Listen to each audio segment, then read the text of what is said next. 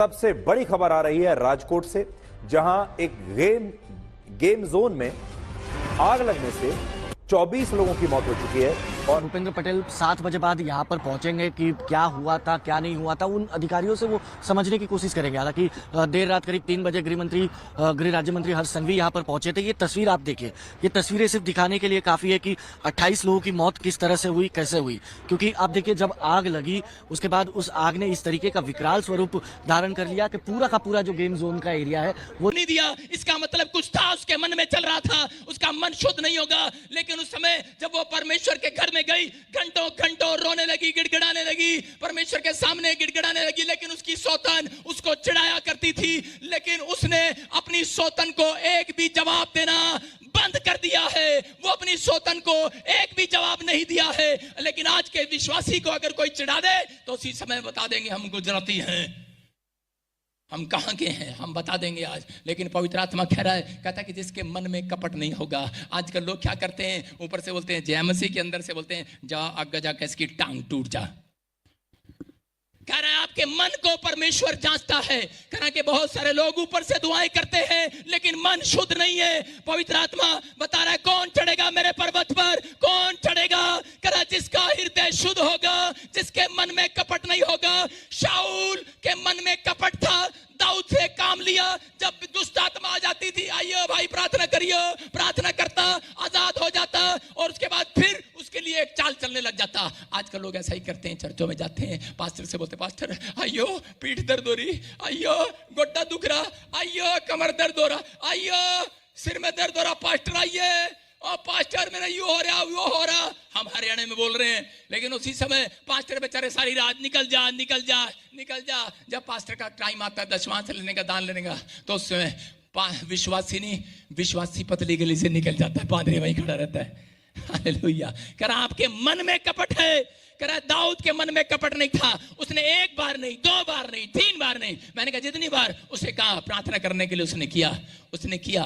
वो परमेश्वर का जन था, उसके मन में कपट नहीं था। परमेश्वर ने कहा, कह रहा कि मुझे एक ऐसा भक्त मिल गया है, कह रहा कि जो कह रहा मेरी चाल पर चलेगा। कह रहा कि अब वो भीख मांगने वाला नहीं, सड़क पर घूमने वाला नहीं, टेंट लगाने वाला नहीं, झाड़ू लगाने वाला नहीं। कह रहा देश का राजा बनेगा, राजा बनेगा, राजा बनेगा, राजा। कह रहा है अगर आज आपका मन में कपट है, मैं कह रहा हूं मन शुद्ध नहीं है, पवित्र आत्मा उस व्यक्ति को कभी धनी नहीं बनाता। लेकिन अगर आज आप चाहते हैं कि परमेश्वर आपकी जिंदगियों में चमत्कार करे, तो आपको सीखना है। कह रहा है कि पवित्र आत्मा उन लोगों के साथ खड़ा है, उनका भला करता है। कह रहा है जिनके मन शुद्ध हो चुके हैं, जिनके मन में पवित्र आत्मा के लिए कह रहा विश्वास है कि परमेश्वर कि मैं चलता रहूंगा क्योंकि तू एक दिन भलाई को करेगा।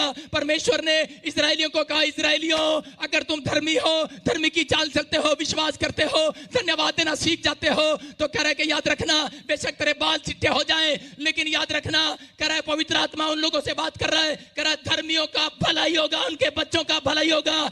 एक पीढ़ी नहीं, हजारों पीढ़ियां, पीढ़ी दर पीढ़ी दर भला करता रहूंगा। आज यहोवा आपका भला करता रहेगा यीशु मसीह के नाम में। अगर आज आप धर्मी बनने का फैसला ले रहे हैं, अगर आज आप धर्मी बनने से, आज मैं आपके सामने एक ऐसी प्रभु की बात रखना चाहता हूं जिसकी वजह से लाखों करोड़ों लोग चंगाई छुटकारा पा सकते हैं, अपनी बीमारियों से आजाद हो सकते हैं। तो आज वो बात आपके लिए सुनने के लिए, वो वचन आपको सुनने के लिए, तो वीडियो बने रहिए, लाइक करें, सब्सक्राइब करें। मैं वो बात बताना चाह रहा हूं आपको जो आज आपके लिए बहुत जरूरी है। मैं जानता हूं कि मेरे भाइयों, मेरे बहनों आज हर एक प्रकार की परेशानियों में पड़े हुए हैं। कोई ना कोई समस्या उन्हें सता रही है, कोई कर्ज है, कोई रोग है, कोई बीमारियां हैं, कोई लाचारी है, कोई परिवार में तनाव है, कोई कलेश है, कोई कोर्ट में फंसा हुआ है, कोई नाना प्रकार की बुराइयों में जा रहा है, कोई किसी का फायदा उठा रहा है, कोई किसी का लूट रहा है। इन सब के लिए प्रभु ने एक ही बात कही है कि जो अंत तक धीरज धरे रहेगा वो परमेश्वर का राज्य का मुकुट पाएगा। मेरे भाई बहनों, वो बात प्रभु ने इसलिए कही है कि जो आपके साथ बीत रही है। मैं एग्जाम्पल के रूप में बताता हूँ कि एक मरीज अगर वो बीमार है तो उसे अंत तक प्रभु को थामे रखना है, क्योंकि मारने वाला शैतान नहीं है, प्रभु हमारा जिलाने वाला, उसने हमें छुआ है तो वो उसे चंगाई देगा। आपका विश्वास इस तरह होना चाहिए कि कोई भी चीज आपको चंगाई नहीं दे सकती, केवल परमेश्वर। तो जो मेरे भाई बहन अस्पतालों में पड़े हैं, उन सब के लिए ये वचन है कि आप प्रभु का हाथ थाम ले और आगे बढ़ जाएं। प्रभु आपको उस बीमारी से तुरंत छुटकारा देने वाला है। आप विश्वास करें, इसी क्षण आपके अंदर बदलाव होगा।